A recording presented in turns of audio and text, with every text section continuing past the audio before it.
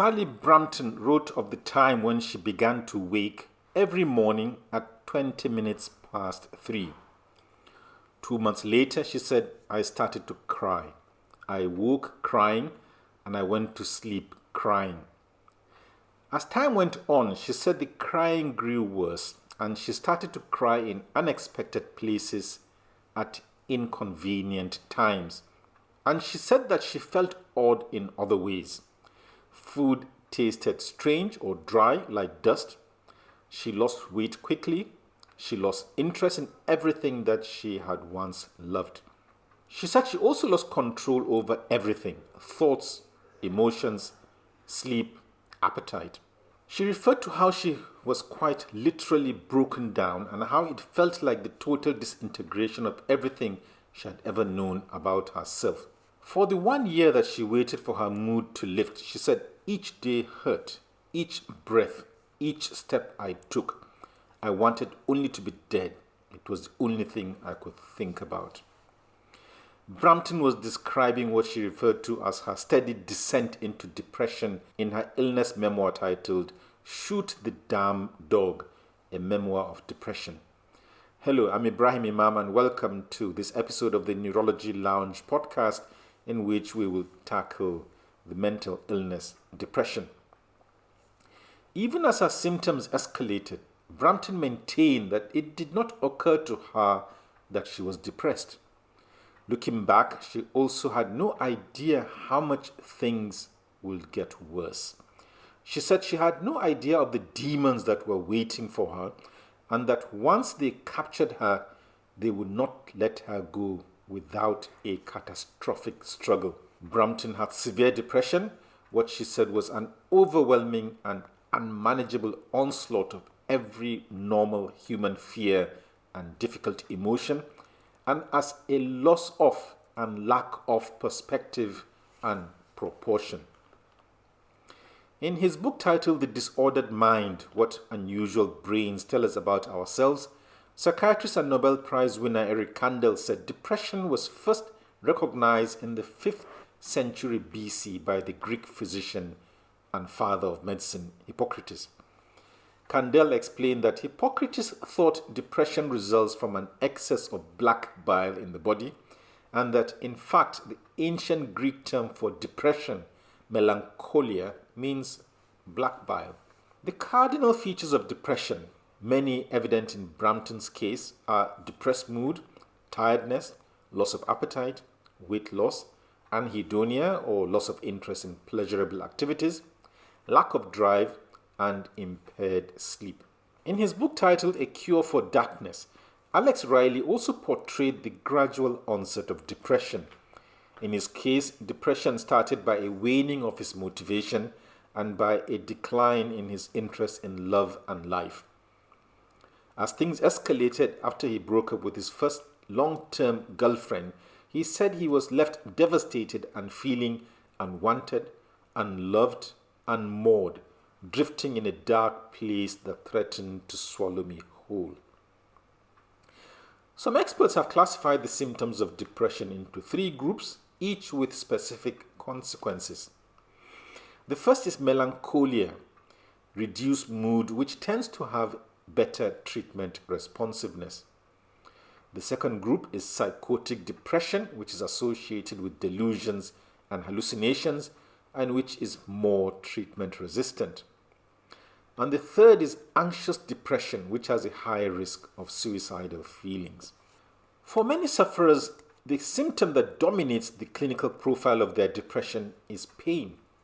In his illness memoir titled Darkness Visible, writer William Styron explored the pain of depression, describing it as most closely connected to drowning or suffocation and as a form of torment so alien to everyday experience.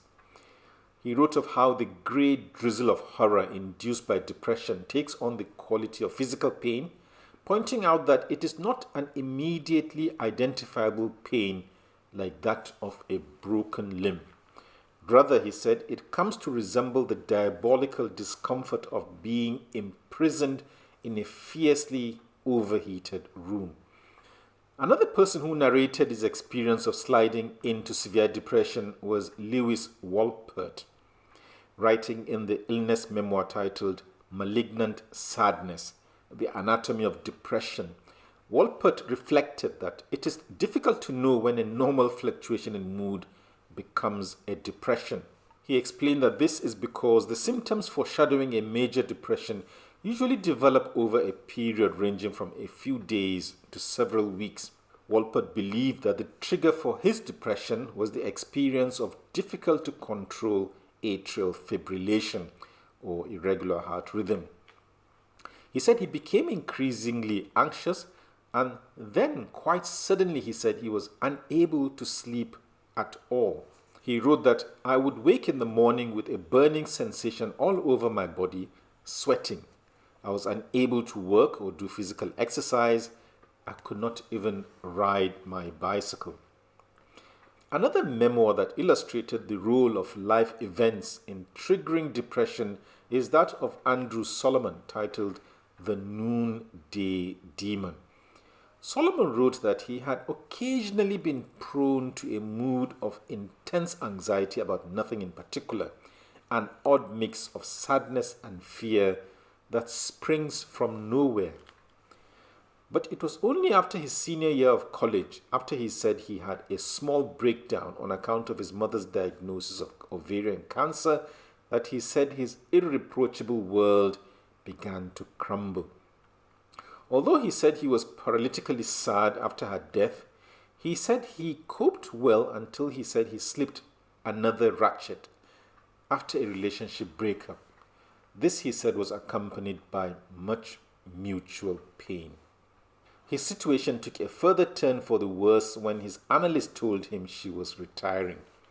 He said he burst into uncontrollable sobs and cried for an hour, and he felt utterly, devastatingly lonely and entirely betrayed.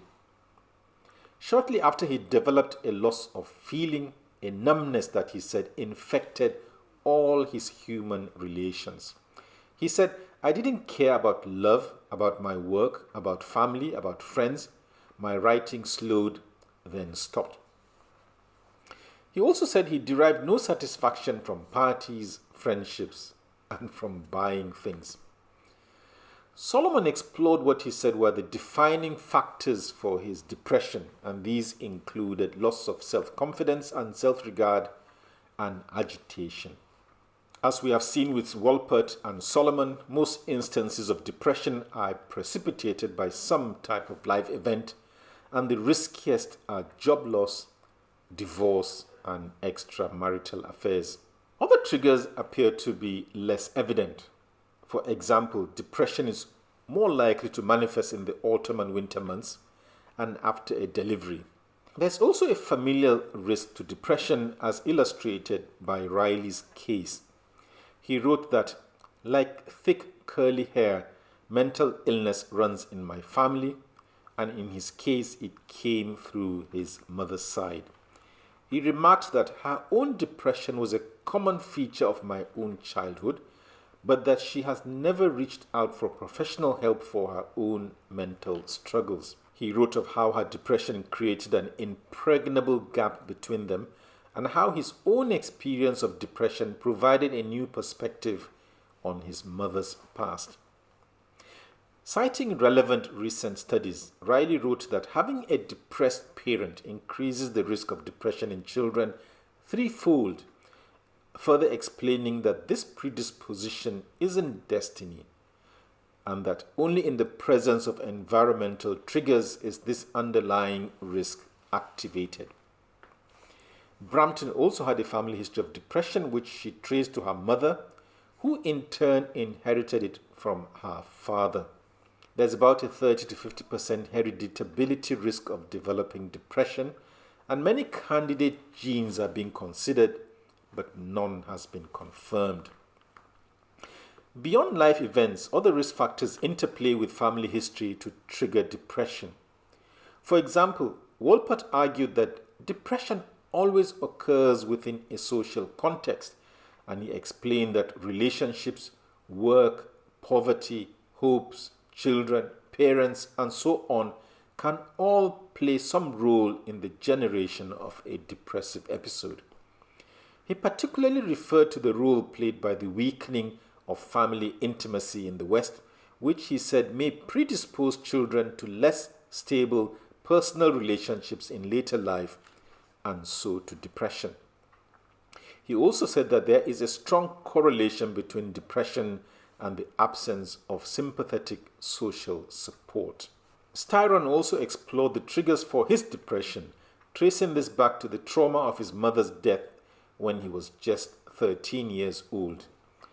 Asserting that this event sowed the seeds of his future depression, he explained that, unable to achieve the catharsis of grief, his dammed up sorrow, rage, and guilt became the potential seeds of self-destruction. He went on to cite literature on the irreparable emotional havoc that life events before or during puberty engender.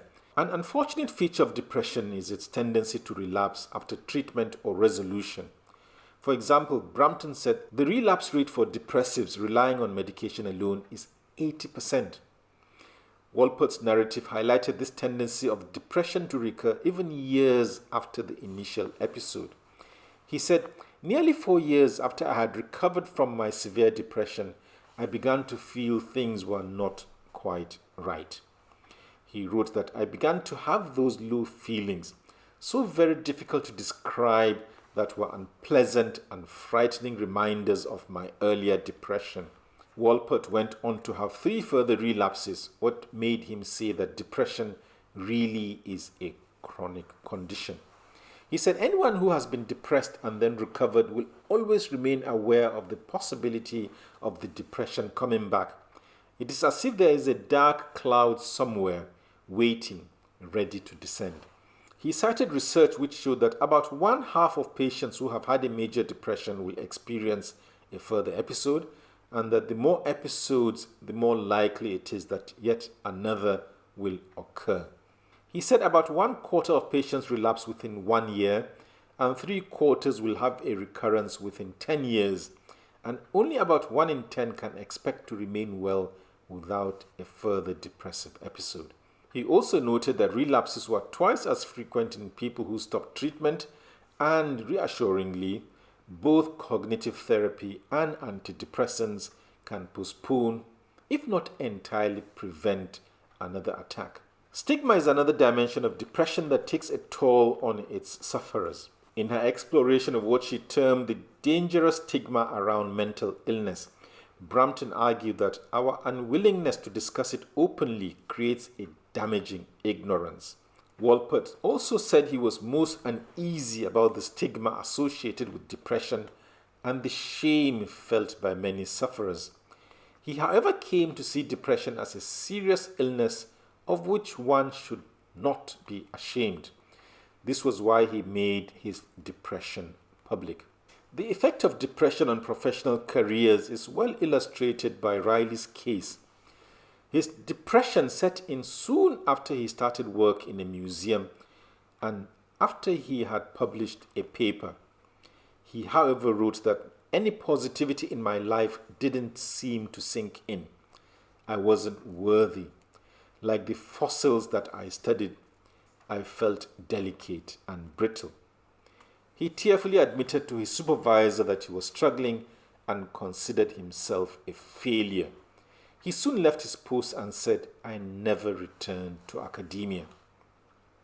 Brampton also suffered professionally from having depression. For example, she was sacked as editor of a magazine, a situation that she said came with an overwhelming sense of loss and which she said took away a large part of my identity. The risk of suicide is also another sad consequence of depression. For Solomon, it was when he was emerging from depression that he felt well enough for suicide. He almost attempted to kill himself, but for remembering the promises he had made to his father. Brampton, however, put her suicide plan into effect by taking an overdose of her pills a year after she was discharged from hospital. Brampton's depression turned out to be treatment resistant. after trying 4 different agents, she said, nothing seems able to lift this dark despair. 2 years after she first started on an antidepressant, she said she was sicker than ever. And for almost 4 years, she said she lived with depression day and night. Back in her flat, she said she struggled through the days and nights and that everything she did was blanketed with depression. This was when she referred to despair as one of the most corrosive aspects of depression because it leads to hopelessness, helplessness, and a terrible, frightening sense of loneliness. She added that depression feels impenetrable and unendurable. You know that you shouldn't feel that way, but you do. In his book titled When It Is Darkest, psychologist and suicide researcher Rory O'Connor referred to suicide as the most shocking outcome of depression. He regretted that suicide and talking about suicide are plagued by stigma, myth, and misunderstanding, an observation that made him refer to it as one of the last remaining taboos. He argued that suicide is not usually about the desire to die, it's about ending the unbearable mental pain. He added that people who are suicidal often feel like no one else can hear them or feel their pain, and they cannot see another way out. One of his recommendations to prevent suicide was maintaining human connections, even if it is by dispensing a smile. Curiously, Brampton saw her suicide attempt as the turning point towards her recovery. And amongst the measures she undertook were walking at least half an hour a day, seeing friends, avoiding pressured social situations, focusing on the things that she could do, preserving her energy, and avoiding news programs, current affairs, highly charged emotional drama, or anything that might trigger distress. She also said she stopped feeling ashamed and she let go of self-pity, anger, and blame.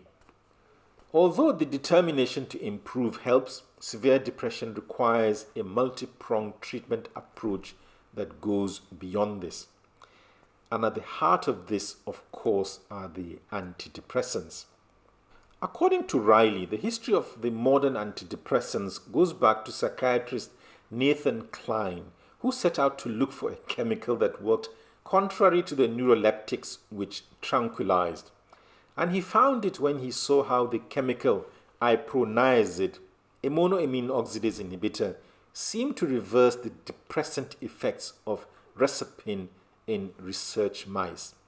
Riley wrote that iproniazid was created by chemist Herbert Fox by adding a clump of carbon and hydrogen atoms to the anti-tuberculosis drug isoniazid, and this was in the laboratory of Hoffmann La Roche. When isoniazid was used to treat people with tuberculosis, Riley said there came reports of patients feeling a little too good, euphoric even. Riley described how Klein tested iproniazid in 17 patients with schizophrenia who were also suffering with severe bouts of depression. He said in total 70% of inpatients showed some sign of improvement after 6 weeks. After the monoamine oxidase inhibitors came the tricyclics, beginning with imipramine. This opened the door to other antidepressants. There are 5 major classes of the traditional antidepressant medications. The first consists of the tricyclics, and these include amitriptyline, clomipramine, desipramine, and doxepin.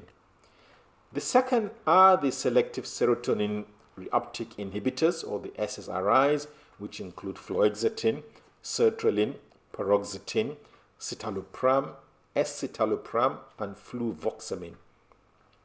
The third are the serotonin/norepinephrine reuptake inhibitors, or the SNRIs, which consist of duloxetine, venlafaxine, desvenlafaxine, and milnacipran. The fourth group consists of the tetracyclics, which are mirtazapine and mianserin. And the fifth miscellaneous group consists of trazodone, nefazodone, vilazodone, vortioxetine, and bupropion. There are also newer drugs which include ketamine and esketamine. Wolpert's case illustrates the effect of antidepressants. He wrote that his first bout of depression was treated by a psychiatrist friend with a tricyclic. He gradually improved on this and even returned to work. And his second bout was treated with Seroxat, on which he said he slowly got better, although it took over 6 weeks to have an effect. He remarked that it was miraculous to me that I returned to normal. At the time, I felt like Lazarus risen from the dead and given a second chance. So poorly did he feel that he said it was inconceivable to me that I should ever recover. The idea that I might be well enough to work again was unimaginable. Riley's experience of antidepressants was, however, more equivocal. He was first prescribed citalopram, which he said did nothing to help his depression. Indeed, on citalopram, he wrote that my depressive episodes were becoming more frequent and more dangerous, and that his anxiety increased beyond what I knew was possible. This is the reason why he said, one day I decided to stop taking them. And the consequences were what he referred to as horrendous withdrawal symptoms. He went on to sertraline, on which he gradually improved, but he said, out of the blue, my depression would still return with a vengeance. But when he stopped sertraline, he said he became crippled by a lack of motivation, and his suicidal thoughts became more threatening. He therefore concluded that antidepressants are effective treatments for my depression and feel overwhelmed with relief that they exist. Solomon was also first treated with sertraline, which he said made him feel awful. He was then put on paroxetine, which did seem to work, and it had fewer side effects. Solomon pointed out that the initial effects of antidepressants begin after about a week, but that it takes as much as 6 months to get the full benefits. He added that emergence is usually slow, and in his case it culminated in suddenly feeling the depression lift, making him feel almost ecstatic. Psychological therapy is another major plank in the treatment of depression. The history of psychotherapy probably goes back to Abu Zayd al-Balkhi, who was born in present-day Afghanistan in 849 AD. Alex Riley wrote that al-Balkhi recognized that how we view and interpret the world can be far more important than the world itself, and that our reality can be shaped by our own perception, preconceived expectations, and thought patterns.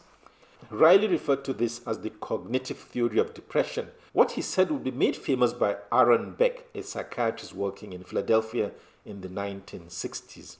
Balkhi's profound views on depression included recognizing that it had a genetic basis and understanding that stress was a trigger. Before the rise of modern-day psychotherapy, the interim period was dominated by psychoanalysis, a field that came to be associated almost wholly with Sigmund Freud. Riley wrote that Freud and his colleague Joseph Breuer used a now famous case study of Bertha Pappenheim, who was also known as Anna O, to set the foundations on which psychoanalysis was later built. Riley portrayed how Pappenheim believed that her personality had split into two, one real, normal and sad, and the other evil, uncouth, agitated and hallucinatory. Symptoms typical of hysteria. The insight came about when Breuer observed that when she explained her symptoms, the contents of her hallucinations seemed to dissipate, and that this was cathartic. This was why Breuer called this technique the cathartic method, and he believed that talking enabled the patient to return to the repressed traumatic emotions and thereby relieve some pent-up energy that was powering unusual disabilities. Freud, Riley said, took things further. He became an interpreter, suggesting causal connections between memories and a person's mental state, arguing that a person's dreams provided a royal road into those otherwise locked cargo of the mind. It was, however, Carl Abraham who, Riley said, proposed the first significant psychoanalytic theory of depression. Riley asserted that the most basic elements of psychoanalysis, sitting down and talking with another human, were revolutionary, a model that subsequent psychotherapies would replicate. So we're not throwing the baby with the bathwater. According to Wolpert, as many as 200 different types of psychotherapy have been identified which are used in clinical treatment. One of these which he highlighted was interpersonal therapy. He said there are 4 major areas of interpersonal relationships that are commonly associated with major depression, and he listed these as abnormal grief reaction, disputes with other people, inadequate social skills, and difficulties in taking on new roles in relation to life events. Riley himself underwent psychological therapy, initially in the form of cognitive behavior therapy, or CBT. He said, "As I left each session, I felt a slight buzz that we were making progress." For many people with severe depression, such as Brampton and Wolpert, hospitalization is essential for their recovery. This was also the case with Styron, who referred to the hospital as his salvation because it offered safety from the urge to kill himself and from what he said was the oddly gratifying trauma of sudden stabilization. He said the orderly and benign detention provided him with the real healers, which were seclusion and time. Another group of interventions for severe depression include the somatic therapies. These include electroconvulsive therapy, or ECT, repetitive transcranial magnetic stimulation, or RTMS, transcranial direct current stimulation, or TDCS, vagus nerve stimulation, or VNS, and deep brain stimulation, DBS. And just as important as the treatments we have discussed are the measures that help to prevent depression in the first place. And these include sleep hygiene, healthy diet, physical exercise, and social support. In the next podcast, I will be speaking to Linda Gask about her experience of depression as she narrated in her book titled The Other Side of Silence. Thank you very much for listening to or watching this podcast. If you found it enlightening, why not click on the like button? And why not subscribe to the YouTube, Spotify, or Apple channels of the podcast? And whilst waiting for my conversation with Linda Gask, you might want to check my website called Neurochecklist, or perhaps browse my book called Surfing the Brain. Thank you very much for your time.